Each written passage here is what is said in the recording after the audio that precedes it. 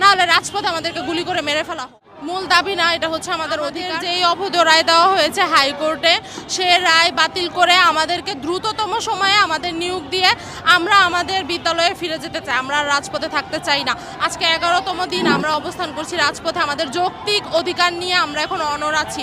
সরকারকে বলবো, আপনারা প্লিজ আপনারা নীরব অবস্থানে থাকবেন না। আমাদের যৌক্তিক দাবি, আপনারা আমাদের যৌক্তিক অধিকার আমাদেরকে ফিরিয়ে দেন। আপনারা যে অধিকার আমাদেরকে দিয়েছেন, যেই সম্মান আমাদেরকে দিয়েছেন, সেই সম্মান আমাদেরকে ফিরিয়ে দেন। আমরা রাজপথে থাকতে চাই না। আমরা আমাদের বিদ্যালয়ে ফিরে যেতে চাই। আমরা আমাদের পরিবারের কাছে ফিরে যেতে চাই। সেটা পরবর্তী সময়ে ঘোষণা করা হবে যে আমাদের কর্মসূচি কী। কিন্তু এতটুকু বলতে পারি যে সেই কর্মসূচি আর শান্তিপূর্ণ জায়গায় থাকবে না। কঠোর থেকে কঠোর কর্মসূচির ঘোষণা আমরা করব।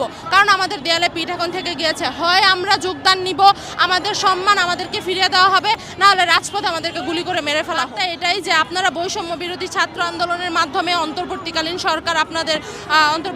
সরকার আপনারা হচ্ছে প্রতিষ্ঠা পেয়েছেন। আপনারা দয়া করে আমাদের প্রতি আর বৈষম্য করবেন না। কারণ আপনাদের প্রধান পরিচয় হচ্ছে যে আপনারা বৈষম্য বিরোধী সরকার।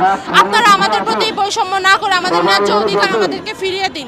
এটাই আমাদের বার্তা থাকবে। সাউন্ড গ্রেনেড সব কিছু দেওয়া হয়েছে, সেটি অবশ্যই খুবই ন্যাক্কারজনক। আর এই পুলিশের এই বর্তমান স্বাধীনতার যে পুলিশ, আমাদের স্বাধীনতার পরে যে পুলিশ, তাদের কাছে আমরা অবশ্যই এ ধরনের কার্যক্রম আশা করি না। কারণ এটা আমাদের যৌক্তিক অধিকার, অযৌক্তিক কোনো কিছু না।